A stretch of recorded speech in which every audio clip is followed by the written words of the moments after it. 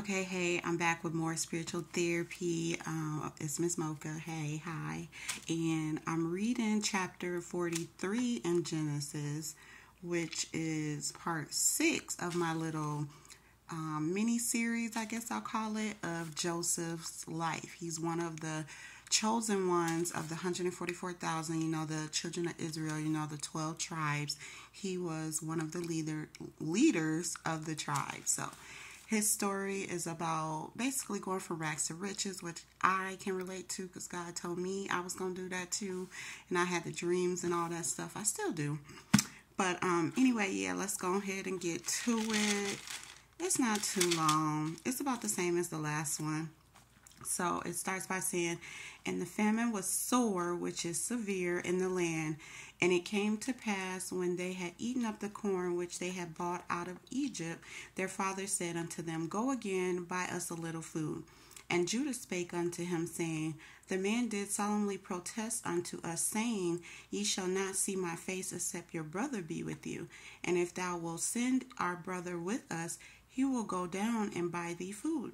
But if thou wilt not send him, we will not go down. For the man said unto us, Ye shall not see my face, except your brother be with you. And Israel, Jacob the father, said, Wherefore dealt ye so ill with me, as to tell the man whether ye had yet a brother? And they said, The man asked us straitly of our state and of our kindred, saying, Is your father yet alive? Have ye another brother? And we told him according to the tenor of these words. Could we certainly know that he would say, Bring your brother down? And Judah said unto Israel his father, Send the lad with me, and we will arise and go, that we may live and not die, both we and thou, and also our little ones. I will be surety for him. Of my hand shalt thou require him. If I bring him not unto thee, and set him before thee, then let me bear the blame forever. For except we had lingered, surely now we had returned this second time. And their father Israel said unto them, If it must be so now, do this. Take of the best fruits in the land in your vessels, and carry down the man a present, a little balm, a little honey, spices, and myrrh, nuts, and almonds. And take double money in your hand, and the money that was brought again in the mouth of your sacks. Carry it again in your hand, peradventure it was an oversight. Take also your brother, and arise, go again unto the man. And God Almighty give you mercy before the man, that he may send away your other brother and Benjamin. If I be bereaved of my children, I am bereaved. And the men took that present, and they took double money in their hand and Benjamin, and rose up and went down to Egypt and stood before Joseph. And when Joseph saw Benjamin with them, he said to the ruler of his house, Bring these men home and slay and make ready, for these men shall dine with me at noon. And the man did as Joseph bade, and the man brought the men into Joseph's house. Okay, so Joseph had his own house and everything. And the men were afraid because they were brought into Joseph's house. And they said, Because of the money that was returned in our sacks at the first time, we are brought in, that he may seek occasion against us, and fall upon us, and take us for bondmen and our asses. And we know asses is the donkeys, right? They're not saying like asses like we say it now. So. And they came near to the steward of Joseph's house, and they communed with him at the door of the house. And they said, O sir, we came indeed down at the first time to buy food. And it came to pass, when we came to the end, that we opened our sacks, and behold, every man's money was in the mouth of the sack, our money in full weight, and we have brought it again in our hand. And other money have we brought down in our hands to buy food. We cannot tell who put our money in our sacks. And he said, Peace be to you. Fear not. Your God and the God of your father have given you treasure in your sacks. I had your money. And he brought Simon out unto them. And the man brought the men into Joseph's house, and gave them water, and they washed their feet, and he gave their asses provender.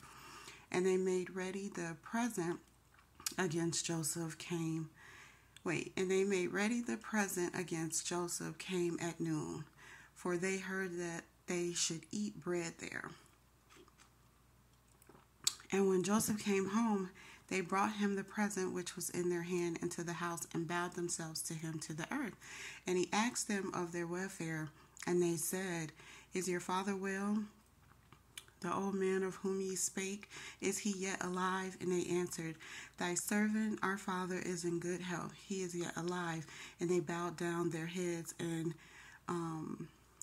bowed down. And he lifted up his eyes and saw his brother Benjamin, his mother's son, and said, Is this your younger brother, of whom ye spake unto me? And he said, God be gracious unto thee, my son. And Jacob made haste, or I keep calling him Jacob, and Joseph made haste, for his bowels did yearn upon his brother. And he sought where to weep, and he entered into his chamber and wept there. And he washed his face and went out and refrained himself and said, Set on bread. And they set on for him by himself, and for them by themselves, and for the Egyptians which did eat with him by themselves, because the Egyptians might not eat bread with the Hebrews, for that is an abomination unto the Egyptians. So the Egyptians couldn't eat with the Hebrews, because that was an abomination unto the Egyptians. Okay. And they set before him the firstborn according to his birthright, and the youngest according to his youth. And the men marveled one at another.